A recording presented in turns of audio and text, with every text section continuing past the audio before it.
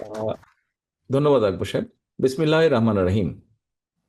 আজকের এই long desired যে প্রোগ্রামটি, এই প্রোগ্রামের সম্মানিত সভাপতি জনাব মির্জা ফখরুল ইসলাম আলমগীর, মঞ্চে উপস্থিত বীর বিক্রম মেজর হাফিজ, উপস্থিত এয়ার ভাইস মার্শাল আলতাফ সাহেব, এবং আহ, যে ব্যক্তিটি আজকে এই অনুষ্ঠানটি অর্গানাইজ করেছেন, উপস্থিত জেনারেল আকবর সাহেব, এবং আমার সামনে উপস্থিত ডিফেন্স রিটায়ার্ড অফিসার বৃন্দ, আসসালামু আলাইকুম।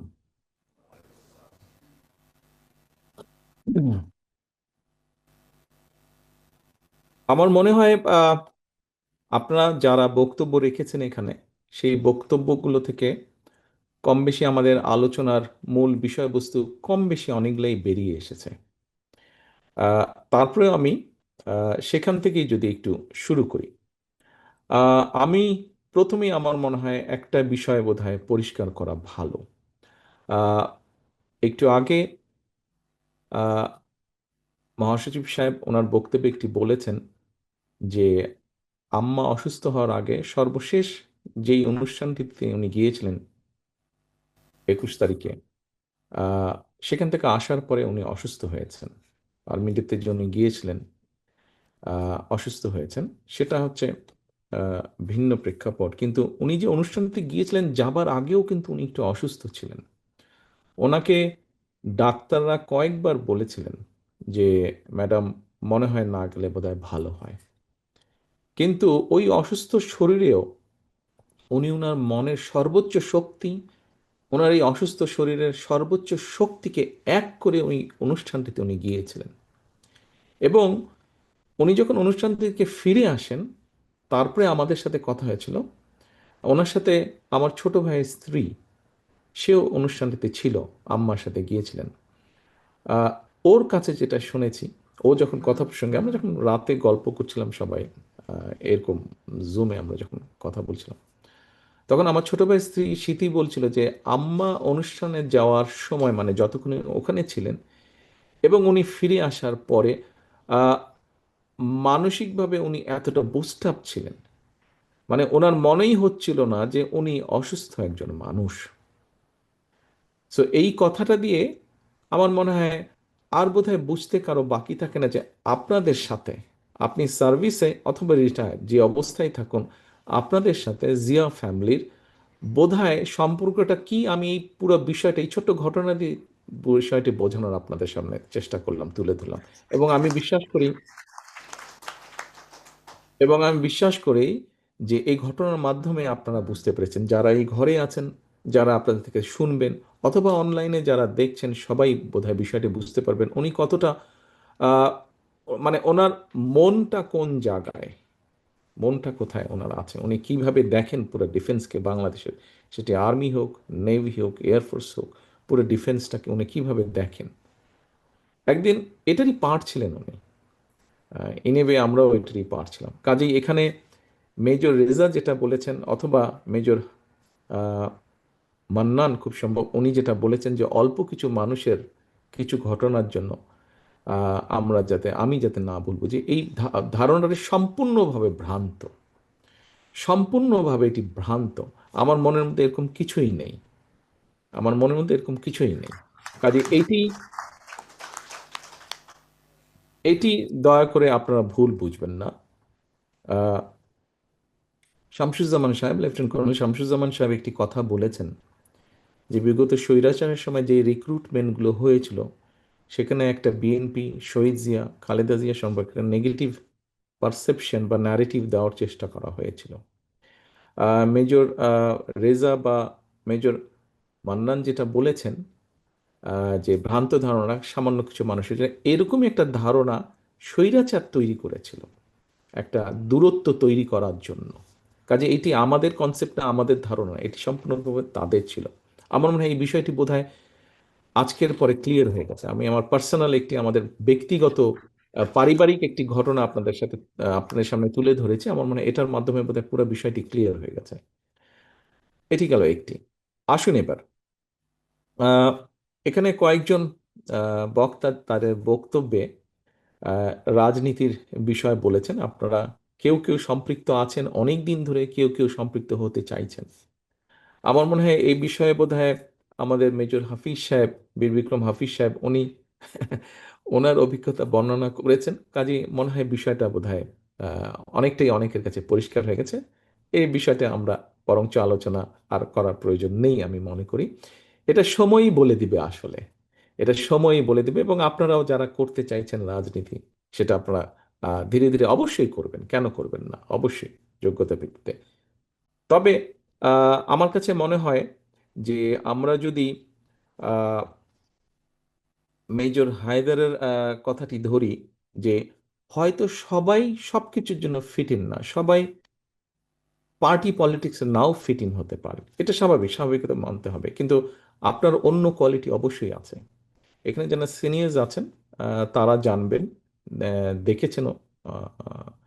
মেজর হাফিজ সাহেব আছেন, উনি দেখেছেন সেই সময়, আরো কয়েকজন আছেন দেখেছেন, যে আব্বার কাঁধে যখন দেশের দায়িত্বভার এসে পড়ল, তারপরে কিন্তু সেই সময়ও কিন্তু তখন যখন পরিবর্তনটা হলো, যে গভর্নমেন্ট ফল করলো, তখন পরিবর্তনটা হলো, তখনও কিন্তু আমরা দেখেছি অ্যাডমিনিস্ট্রেশন সহ বিভিন্ন জায়গায় কিন্তু সব সিস্টেম কোলাপস করে গিয়েছিল। ঠিক গত 15-16 বছরে যেই স্বৈরাচারের বিরুদ্ধে রিটায়ার্ড হোক, সার্ভিং হোক, সব জায়গায় সাধারণ মানুষ সহ সবাই যে আন্দোলন করেছে এবং যেই স্বৈরাচারের পতন হয়েছে, এই গত 15-16-17 বছরে আপনারা অনেকে বক্তব্য যারা রেখেছেন, তাদের মধ্যে থেকে হয়েছে আমাদের ডিফেন্স, আর্মি, নেভি, এয়ারফোর্স, যেটাই হোক না কেন, এগুলোকে পলিটিসাইজ করা হয়েছে। এগুলো যেরকম পলিটিসাইজ হয়েছে, এর বাইরে যেই ইনস্টিটিউশনগুলো আছে গভর্নমেন্টের, কম বেশি সবগুলোকেই কিন্তু সিস্টেমেটিক্যালি ধ্বংস করে দেওয়া হয়েছে। সম্মানিত উপস্থিতিবৃন্দ, আমাদের সকলকে সামনের দিনে গণতন্ত্রকে স্টাবলিশ করতে হবে, যে কোনো মূল্যে স্টাবলিশ করতে হবে। বিকজ গণতন্ত্র স্টাবলিশ করতে পারলে কিন্তু অ্যাকাউন্টেবিলিটি বা জবাবদিহিতা হবে। গত 16-17 বছরে যেই কাজগুলো হয়েছে, যে ইনস্টিটিউশনগুলো ধ্বংস করা হয়েছে, তার অন্যতম মূল কারণ ছিল যে জবাবদিহিতা ছিল না। দেশে কোনো জায়গায় কোনো জবাবদিহিতা ছিল না, এটা আমরা সকলে ভালো করে জানি। যতক্ষণ জবাবদিহিতা তৈরি না হবে, ততক্ষণ দেশে কোনো প্রতিষ্ঠান গড়ে ওঠা সম্ভব না। দেশে মানুষের ইচ্ছা আকাঙ্ক্ষার প্রতিফলন ঘটবে না যতক্ষণ জবাবদিহিতা না হবে। কাজে আমাদেরকে যে কোনো মূল্যে জবাবদিহিতা, পরিস্থিতি, ব্যবস্থা, অর্থাৎ গণতন্ত্র অবস্থা ফিরিয়ে আনতে হবে যে কোনো মূল্যে আমাদেরকে। এবং তার পরবর্তীতে যেটা হবে, আমাদেরকে এই প্রতিষ্ঠানগুলোকে আস্তে আস্তে গড়ে তুলতে হবে আবার, যতটুকু দ্রুততা সম্ভব দ্রুততার সাথে আমাদেরকে ধীরে ধীরে গড়ে তুলতে হবে। কারণ এই প্রতিষ্ঠানগুলো যদি টিকে না থাকতে পারে, ডিফেন্স যেমন আছে, ওদিকে সিভিল ব্যুরোক্রেসি আছে, পুলিশ আছে, ইলেকশন কমিশন আছে, প্রত্যেকটা সিস্টেমকে তারা ধ্বংস করে দিয়েছিল। এগুলোকে আমাদের সবগুলোকে গড়ে তুলতে হবে। দেশের সিকিউরিটি সিস্টেম থেকে শুরু করে, সাইবার সিস্টেম থেকে শুরু করে, বিভিন্ন জায়গায় বিভিন্ন রকম রিস্কের মধ্যে আছে। আমি সেই ডিটেল ডিসকাশনে এখন যাচ্ছি না, আপনাদের অনেকেরই কম বেশি ধারণা আছে। ইভেন আমাদের যে পুরো সাইবার সিস্টেম যেটা আছে, সেটা কতটুকু থ্রেটের সামনে আছে এখন বিভিন্নভাবে। আমি ডিটেল ওপেন, যেহেতু পুরো বিষয়টা, আমি ওপেন ডিসকাশনে গেলাম না। কাজেই আপনাদের মধ্যে এরকম অনেক মানুষ আছেন যাদের সেই কোয়ালিটিগুলো আছে, বা যাদের সেই ট্রেনিংগুলো আছে, যারা দেশে বিদেশে বিভিন্ন জায়গায় এই বিষয়গুলোর উপরে কাজ করেছেন। কাজেই সবসময় যে আপনি দেশকে যদি সার্ভিস দিতে চান, ব্যাপারটা হচ্ছে, আসুন এখন ব্যক্তির থেকে আমরা বলি দল বড়, দলের থেকে দেশ বড়। কাজেই দলকে সার্ভিস আপনি দিতে চাচ্ছেন, কিন্তু আপনার মধ্যে যদি কোয়ালিটি থাকে দেশকে সার্ভিস দেবার, তাহলে কেন আপনি সেটাকে প্রিফার করবেন না? আমি তো মনে করি দেশকে সার্ভিস দেওয়াটা আরো অনেক বড় ব্যাপার। আমরা চাই আপনাদের মধ্যে, আমি ব্যক্তিগতভাবে চাই, ভবিষ্যতে ইনশাল্লাহ আল্লাহর রহমতে বাংলাদেশের মানুষের সমর্থনে বিএনপি সরকার গঠন করতে সক্ষম হলে, আপনাদের মধ্যে যারা কোয়ালিফাইড, এই মানুষগুলোকে আমরা এরকম দেশকে যাতে আপনারা সার্ভিস দিতে পারেন, শুধু দল নয়, আরো বড় পরিসরে দেশকে যাতে সার্ভিস দিতে পারেন, আমরা সেই মানুষগুলোকে খুঁজে বের করবো এবং তাদেরকে আমরা সেই দায়িত্ব দেব, যাতে আপনি গর্ব করে আপনার জেনারেশনকে, নেক্সট জেনারেশনকে বলতে পারেন যে ইয়েস, আমি দেশকে সার্ভিস দিয়েছি, আমি এই ধ্বংসপ্রাপ্ত একটা প্রতিষ্ঠানকে ধীরে ধীরে আমরা গড়ে তুলেছি। এরকম গর্ব যাতে আপনি করতে পারেন, আপনার ভবিষ্যৎ বংশধর, তাদের পরবর্তী বংশধরের কাছে যাতে আপনাকে নিয়ে গর্ব করতে পারে। আমি এখানে মেজর জোহা উনি কতগুলো বিষয়ে আলোচনা করেছেন। আমরা একটু পরে, কিছুক্ষণ পরে আমরা আপনাদের কাছে কতগুলো ফোল্ডার দিব। মেজর জোহা ওনার বক্তব্যে বেশ কতগুলো বেসিক বিষয় উনি তুলে এনেছেন। কিন্তু উনি প্রাইমারি এডুকেশনের কথা বলেছেন, উনি উইমেন এম্পাওয়ারমেন্টের কথা বলেছেন। এর বাইরেও উনি বলেছেন যে আমাদের এডুকেশন সেক্টরের কথা, বিশেষ করে আমাদের যে ভবিষ্যৎ প্রজন্ম, তাদের কথা উনি বলেছেন, তাদের শিক্ষার কথা বলেছেন, কালচারের কথা বলেছেন, গেমসের কথা বলেছেন। আমি আপনাদের কাছে নিশ্চয়ই, আপনারা গত দুদিন ধরে পত্র পত্রিকা সহ নিউজ মিডিয়াতে নিশ্চয়ই খেয়াল করেছেন, আপনারা দেখেছেন, পড়েছেন যে গত দুদিন ধরে আমরা কিন্তু একটি প্রোগ্রাম করছি। এই প্রোগ্রামটা আজকে থার্ড ডে হয়েছে। গত দুদিন ছিল আমাদের স্টুডেন্ট ফ্রন্টদেরকে নিয়ে সারা দেশে, আজকে হয়েছে আমাদের অন্য দুটি অর্গানকে নিয়ে। সেখানে আমরা কি করছি আপনাদের সকলেরই মনে আছে, যেহেতু কম বেশি আপনারা সবাই না হলে অনেকেই আপনারা বিএনপি রাজনীতির সাথে জড়িত। আপনাদের মনে আছে যে প্রায় 2.5 থেকে 3 বছর আগে আমরা 31 দফা নামে 31টা দফা জনগণের সামনে, দেশের সামনে উপস্থাপন করেছিলাম। 31টা দফার মধ্যে অনেক কিছু আছে, কনস্টিটিউশনাল ব্যাপার আছে, 31টা দফার মধ্যে ইকোনমিক ব্যবস্থা আছে, এডুকেশন আছে, উইমেন এম্পাওয়ারমেন্ট আছে, অনেক বিষয় আছে, লিগ্যাল ম্যাটার্স আছে। আহ, আমার কাছে একজন পলিটিক্যাল অ্যাক্টিভিস্ট হিসাবে মনে হয়েছে ওই বিষয়গুলো তো আছেই, কিন্তু সরাসরি জোহা সাহেব যেটা ওনার বক্তব্যে বলেছেন, সরাসরি মানুষকে রিলেট করে, অর্থাৎ কোনো একটা পলিসি যদি আপনি নেন অ্যাজ এ গভর্নমেন্ট, সেই পলিসিটা যদি যে কোনো মানুষ, একজন প্রাইমারি স্কুলের টিচার হতে পারে, একজন গ্রামের কৃষকের ওয়াইফ হতে পারে, অথবা কৃষক নিজে হতে পারে, একজন প্রাইমারি বা সেকেন্ডারি বা ইন্টারমিডিয়েট লেভেলের স্টুডেন্ট হতে পারে, একজন ছোট ব্যবসায়ী হতে পারে, যে কোনো ব্যবসায়ী হতে পারে। আপনি কোনো একটা পলিসি নিলে যদি তার লাইফটা একটু হলেও বেটার হয়, সেই বিষয়গুলো কি কি, সেরকম কি বিষয়, এরকম কতগুলো কোর্স সাবজেক্টকে আমরা চুজ করে বের করে নিয়ে এসেছি আমাদের 31 দফা থেকে। এবং সেই বিষয়গুলো আমরা গত কয়েকদিন ধরে, গত 3 দিন ধরে আমরা আমাদের যারা পার্টি স্ট্রাকচারের মধ্যে আছেন এরকম লিডারশিপকে আমরা দিচ্ছি, যাতে এইগুলো নিয়ে তারা চলে যেতে পারেন। এখন এখানে জোহা সাহেবের কয়েকটা পয়েন্টের মধ্যে আমি দুই তিনটা একটু ডিসকাস করব আপনাদের সামনে। আহ, যেমন উনি বলেছেন যে নারীদের ক্ষেত্রে, নারীদের সিকিউরিটির ক্ষেত্রে বলেছেন, এম্পাওয়ারমেন্টের কথা বলেছেন। আপনারা নিশ্চয়ই বাই নাও জানেন যে আমি যেটা বললাম গত 3 দিনে আপনারা খবরে পড়েছেন, এর মধ্যেও শুনেছেন, আমরা আমরা ফ্যামিলি কার্ড নামে একটা কার্ড আমরা ইন্ট্রোডিউস করতে চাচ্ছি। এটা আমরা গভর্নমেন্ট বা স্টেটের পক্ষ থেকে দিব। আপনারা জিজ্ঞেস করতে পারেন যে কাকে দিব আমরা। হ্যাঁ, প্রথমে অবশ্যই আমরা যারা ডিপ্রাইভ, যারা ডিজার্ভ করে মোর, গ্রামের অসহায় মানুষ, অসহায় পরিবার যেগুলা, এদেরকে আমরা দেব। এদের মধ্যে কাদেরকে দিব? এই ফ্যামিলি কার্ডটা আমরা শুধু দিব মহিলাদেরকে।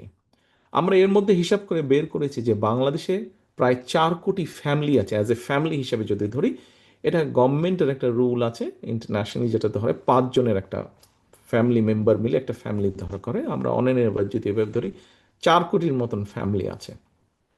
আমরা গ্র্যাজুয়ালি শুরু করব, প্রথম এইম থাকবে 50 লক্ষ, এইভাবে যাব।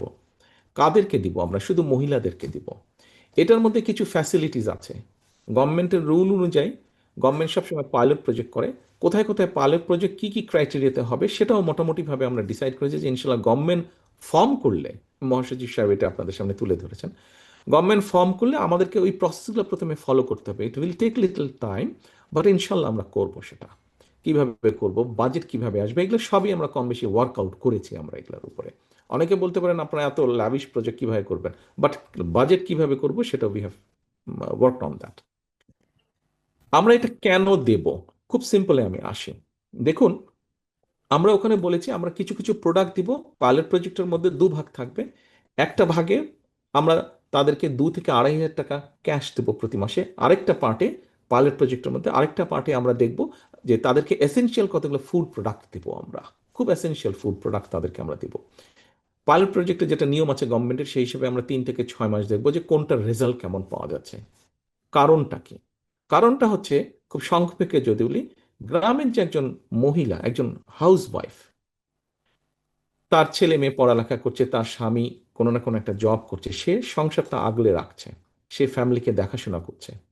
কিন্তু এন্ড অফ দ্য মান্থ যদি তার হাতে যদি একটা মিনিমাম ক্যাশ থাকে, প্রথমত কার্ডটা পাওয়ার সাথে সাথে কিন্তু সে আপলিফট হবে, কিন্তু সোশ্যালি বলেন, শ্বশুর বাড়ির কাছে বলেন, নিজের ফ্যামিলির কাছে, যে গভর্নমেন্ট তাকে রিকগনাইজ করেছে। এই কার্ডটা কিন্তু যেমন ডিপ্রাইভ যারা আছে, আন্ডার প্রিভিলেজ হোক, লেস প্রিভিলেজ হোক, এরকম ফ্যামিলি থেকে পেতে পেতে এখানে আপনারা যারা আছেন, আপনাদের সকলের ওয়াইফরাও পাবেন, আমার ওয়াইফরাও পাবেন, সকলেই পাবেন। কিন্তু ডেফিনেটলি আমাদের সেটা প্রয়োজন নেই, সেই স্টেটের হেল্পটা প্রয়োজন নেই, আমরা ডেফিনেটলি সেটা ড্র করব না, এইটুকু অনেস্ট আমরা কমে। কিন্তু এটা আমরা জেনারেল করেছি। কেন জেনারেল করেছি? খেয়াল করে দেখবেন যে এই ধরনের প্রিভিলেজ যেগুলো দেওয়া হয়, বিভিন্ন রকম ইন্টারফেরেন্স হয়, কাদের জন্য কি জন্য হয় অত ডিটেলে যাচ্ছি না। তাতে হয় কি, অনেকে যারা ডিজার্ভ করে তারা পায় না, একই পরিবারের কয়েকজন পেয়ে যাচ্ছে, এরকম কারাপশন হয়। কারাপশনটা যাতে কম হয়, হবে না আমরা বলছি না, কম হয় সেজন্য আমরা এটাকে জেনারেলাইজ করে দিচ্ছি।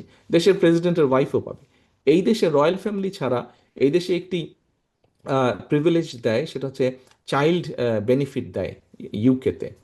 এই চাইল্ড বেনিফিট দেশের প্রাইম মিনিস্টারও ড্র করতে পারে যদি তার 12 বছরের বাচ্চা থাকে। একজন ট্যাক্সি ড্রাইভার যেরকম ড্র করতে পারবে, দেশের প্রাইম মিনিস্টার পারবে। সেই জন্য ফ্যামিলি কার্ডটা আমরা ওরকম জেনারেল আছে।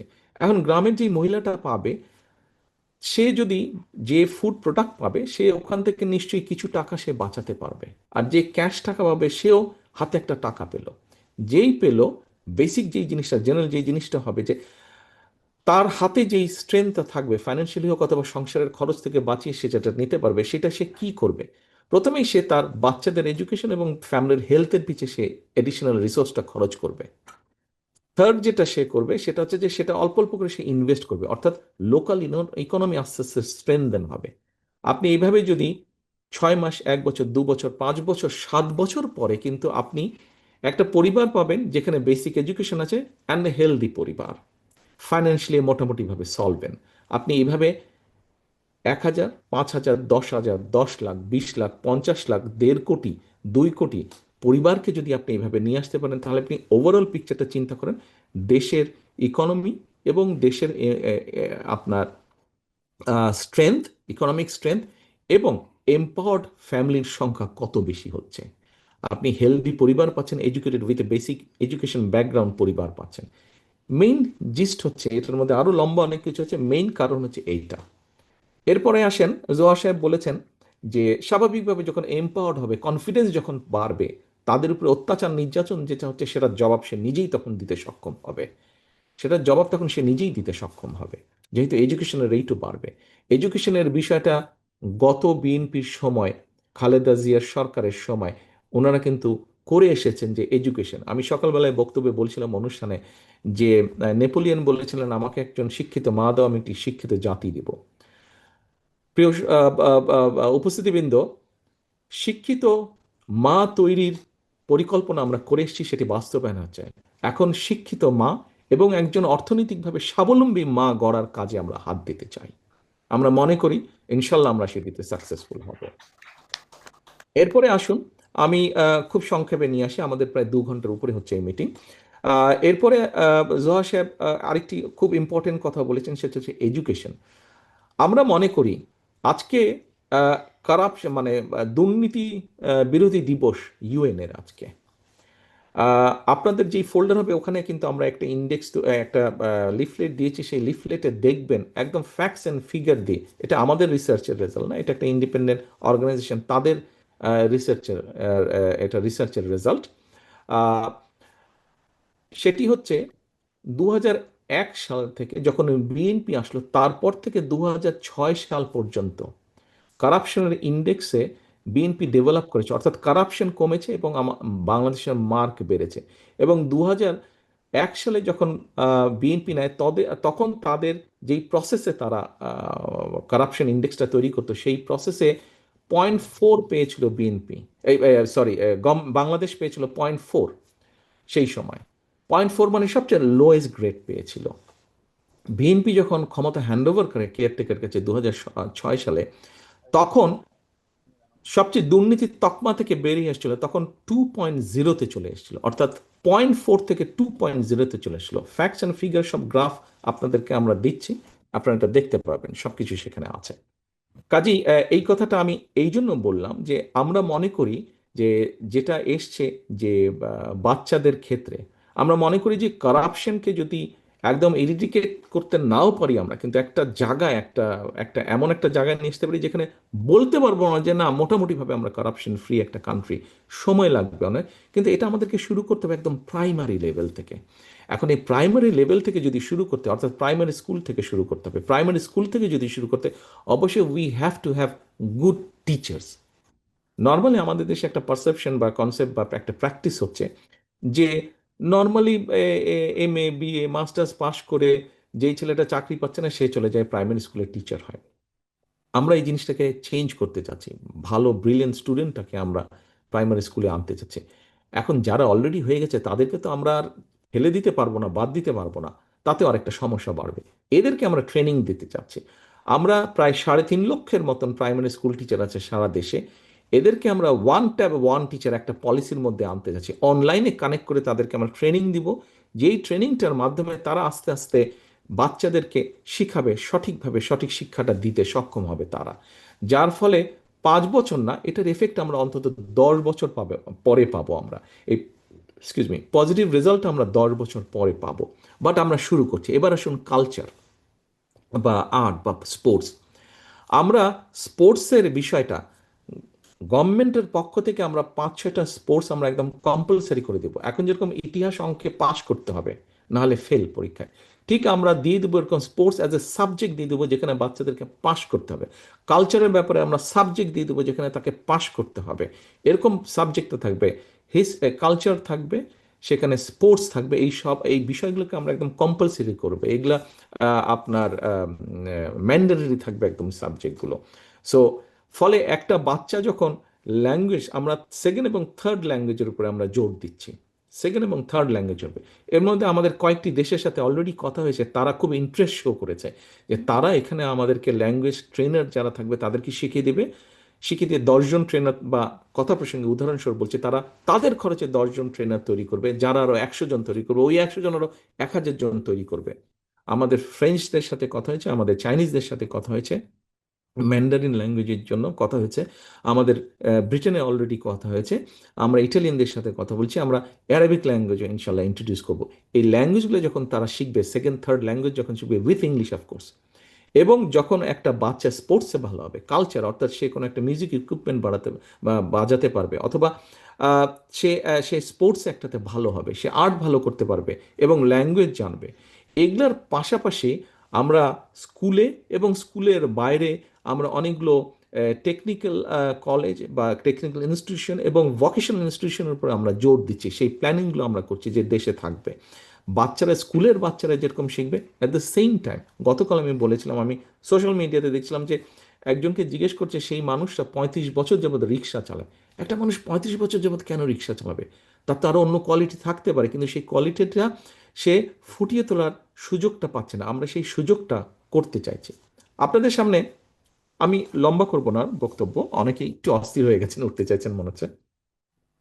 আহ, আমি যেই কথাগুলো আপনাদের কাছে বললাম, আহ, আমি যত অল্প সময় যত দ্রুততার সাথে কথাগুলো বললাম আপনাদের কাছে, যে প্ল্যানিংগুলো তুলে দিলাম, এর বাইরে আরো অনেকগুলো আমাদের প্ল্যানিং আছে।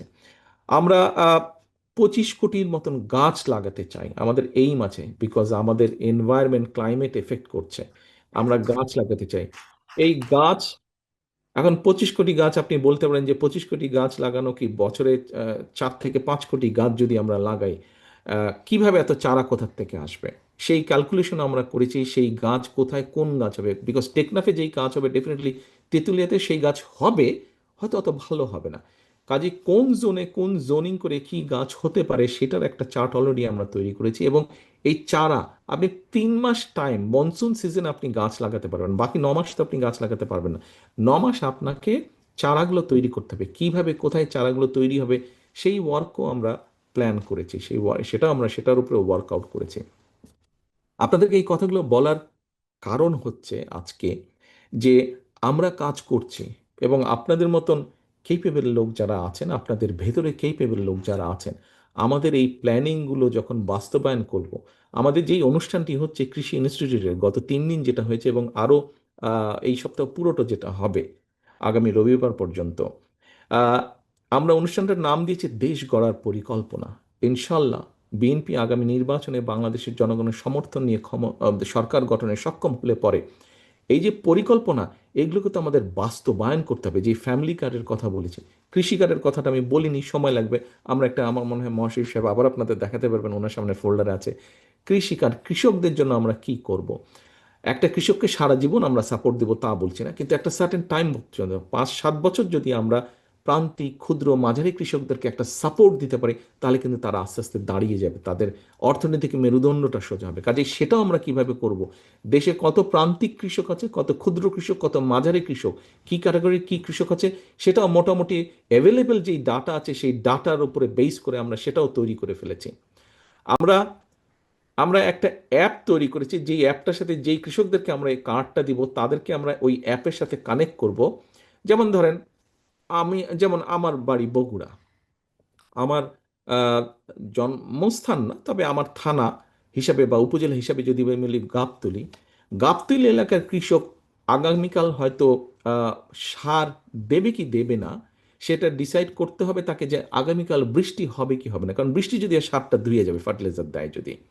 কাজে সে পার্টিকুলার গাবতলীতে আগামীকাল বৃষ্টি হবে কিনা, এই বিষয়টা আমরা ডেভেলপ করেছি। বাংলাদেশের একজন সায়েন্টিস্ট যিনি অস্ট্রেলিয়াতে আছেন, উনি এই অ্যাপটা অলরেডি ডেভেলপ করেছেন। কাজে আমরা এতটা ডিটেইল কাজ করেছি। এগ্রিকালচার নিয়ে আরও অনেকগুলো বিষয় আছে। যেহেতু এত বড় সময় হবে না আমাদের, আপনাদের শুধু বোঝার জন্য যান। কাজে এই জিনিসগুলোকে যদি আমাদের ইমপ্লিমেন্ট করতে হয়, শুধু আপনাদের ভেতরে নয়, সারা বাংলাদেশে যেখানে যেখানে যারা কেপেবল মানুষ আছেন, আমাদেরকে সেই মানুষগুলোকে এক করতে হবে, জড়ো করতে হবে। যে কোনো একজন বক্তা এখানে বলেছেন ওনার বক্তব্যে যে রাষ্ট্রপতি জিয়াউর রহমান সাহেব ওই সময় দেশ গঠনের জন্য বিভিন্ন জায়গা থেকে কেপেবল মানুষদেরকে নিয়ে আসছিলেন। ঠিক উপস্থিতিবৃন্দ, আমাদেরকে আগামী দিনে একই কাজ করতে হবে। কাজেই কারো হতাশ হবার কোনো কারণ নেই। আমাদের সামনে বহু কাজ, বহু কাজ, বহু কাজ আমাদের সামনে। আমাদেরকে সবাইকে প্রথমে একটা কাজ এখন করতে হবে। আপনারা এই ফোল্ডারটা একটু পরে পাবেন এবং আপনারা সাথে নিয়ে যাবেন, এবং আই এম ভেরি শিওর যে নিশ্চয়ই বাসায় গিয়ে আপনারা ফোল্ডারটা দেখবেন, ইন ডিটেল আপনারা পড়বেন যতটুকু ওখানে ডিটেল দেওয়া আছে। পড়ার পরে আপনারা, আমি একমত, আমি বিশ্বাস করি যে আপনারা একমত হবেন যে এই বেসিক কাজগুলো যদি আমরা করতে পারি। আমরা 20,000 কিলোমিটার প্রায় খাল খননের প্ল্যান নিয়েছি। কোথায় কোথায় কী খাল হবে কম বেশি তার প্ল্যানিংও আমরা করেছি। খাল, ক্যানেল, আমাদের আন্ডারগ্রাউন্ড ওয়াটার লেভেল নেমে যাচ্ছে। 20 কোটি মানুষ প্রতিদিন কম বেশি নিচে থেকে পানি টানছে। আপনি চিন্তা করতে পারেন কি ডিজাস্টার্স অবস্থা হবে।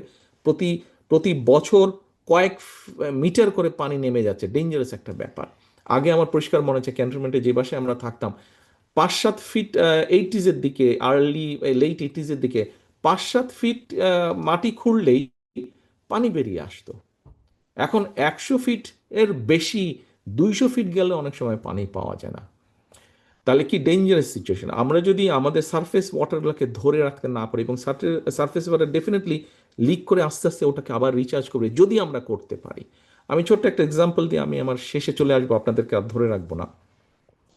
বছরখানেক আগে আপনাদের নিশ্চয়ই মনে আছে, হঠাৎ করে ফেনী, নোয়াখালী, লক্ষ্মীপুর বিরাট এলাকা মিলে একটা বন্যা হয়েছিল। এই বর্তমান ইন্টারিম গভর্নমেন্ট আসার পরে পরে বন্যা হয়েছিল। খুব হইচই হয়েছিল বন্যাটা নিয়ে। বর্ডারের ওপাশ থেকে হঠাৎ করে ফ্লাড গেট খুলে দেওয়া হয়েছিল, যেটা আমরা শুনেছি, জেনেছি বা পত্রিকায় পড়েছি। এখন আপনি চিন্তা করে দেখুন, আহ, এই যে এরিয়াটা লক্ষ্মীপুর, ফেনী, নোয়াখালী, যেই এলাকাটা বন্যা হয়েছে, আপনি একটা সুইমিং পুলের কথা চিন্তা করুন, যেই সুইমিং পুলটার এরিয়া হচ্ছে সে 50 স্কোয়ার মাইল। 50 স্কোয়ার মাইল, এই 50 স্কোয়ার মাইলের মধ্যে আপনার এভারেজ ডেপথ যদি 7 ফিট হয়ে থাকে, আপনি চিন্তা করতে পারেন কি পরিমাণ পানি, কত পরিমাণ পানি। 50 স্কোয়ার মাইলের, 50 স্কোয়ার মাইল রেডিয়াসের একটা swimming pool with a depth of 7 feet, average depth of 7 feet. আমরা 7 থেকে 10 দিন পরে দেখলাম ওই লক্ষ্মীপুর নোয়াখালীতে বন্যাটা হয়েছিল, 7 দিন পরে সব সাগরে চলে গেল। কিন্তু এই পানিটাকে যদি আটকিয়ে রাখতে পারতাম, এই পানিটাকে কতভাবে কাজে লাগানো যেত। আমাদের খাল খননের অন্যতম একটা উদ্দেশ্য বন্যা যেরকম নিয়ন্ত্রণ করা, এই পানিটাকে কাজে লাগানো বিভিন্নভাবে। আমাদের প্রতিদিন অন এন এভারেজ একটা মানুষের 100 লিটারের মতন পানি ব্যবহার করতে হয়, সেটা গোসল টোসল, খাওয়া দাওয়া সব কিছু নিয়ে। আপনি যদি ওয়াটার বডি থেকে, গ্রামে গঞ্জে যেই মানুষগুলো একটু দূরে থাকে ওয়াটার বডি থেকে, আপনি একটু জিনিস খেয়াল করে দেখবেন, আপনারা যারা গ্রামে যান, যারা ওয়াটার বডি থেকে দূরে থাকে, তাদের দেখবেন স্কিন ডিজিজ হয়ে থাকে। কারণ যেহেতু ওয়াটার বডিতে আমাদের খাল বিল নদী পুকুর সব শুকিয়ে গেছে, আমরা প্রপারলি এগুলোকে মেনটেন করিনি, ফলে তারা পানি, এনাফ পানি তারা পায় না to wash themselves, to hygiene, maintain the hygiene, এবং সেই জন্য অনেকেরই কিন্তু স্কিন ডিজিজ আছে। কাজে অনেকগুলো বিষয় আছে কেন আমাদেরকে খাল খনন করতে হবে, অনেকগুলো বিষয় আছে, অনেক ছোট ছোট বিষয় আছে, বাট আমরা নজর এড়িয়ে যাই। গাছের কথা বলেছি, ঢাকা শহরের এয়ার পলিউশন আপনারা সবাই তার সাক্ষী, আপনারা নিজেরাই ব্রিথ করেন, আমরা পত্রপত্রিকা পড়েছি। উপস্থিতিবৃন্দ, অনেকগুলো কথা বলে ফেললাম। মূল কথা হচ্ছে যে যেটি বলতে চাচ্ছিলাম, আপনাদের যদি মনে হয় এতক্ষণ যেই কথাগুলো বলেছে এবং যেই ফোল্ডার আপনাদের সামনে দেব আমরা, ওগুলো পড়ার পরে যদি আপনাদের মনে হয় yes, we can make a change, we can do something, তাহলে আপনারা যারা জাতীয়তাবাদী শক্তিতে বিশ্বাস করেন, আপনাদের সকলকে আমি অনুরোধ করব, আসুন সকলে আমরা ইউনাইটেড থাকি, সকলে আমরা জাতীয়তাবাদী শক্তিকে আমরা এই কাজগুলো করতে সাহায্য করি, এই কাজগুলো করতে সাহায্য করি। আপনাদের কাছে এইটি নিশ্চয়ই, আজকে যদি এখানে দেশনেত্রী খালেদা জিয়া উপস্থিত থাকতে পারতেন, উনিও আপনাদের কাছে সেটাই চেতেন, আপনাদের সাহায্য, আপনাদের সহযোগিতা উনি নিশ্চয়ই চেতেন আপনাদের কাছে। আমিও ওনার পক্ষ হয়ে, সমগ্র জাতীয়তাবাদী শক্তির পক্ষ হয়ে, আজকে আমি বাংলাদেশের নিরাপত্তা যারা নিশ্চিত করেন, দেশের সমগ্র মানুষের পক্ষ হয়ে, তাদের সকলের কাছে আমি সহযোগিতা চাইছি। আমাদের এই পরিকল্পনা যে কয়টি আপনাদের সামনে তুলে ধরলাম, এই পরিকল্পনাগুলোকে সফল করার জন্য আপনাদের সহযোগিতা, আপনাদের সাহায্য আমরা প্রত্যাশা করি। এই প্রত্যাশা রেখে আমার বক্তব্য আমি শেষ করছি আপনাদের কাছে।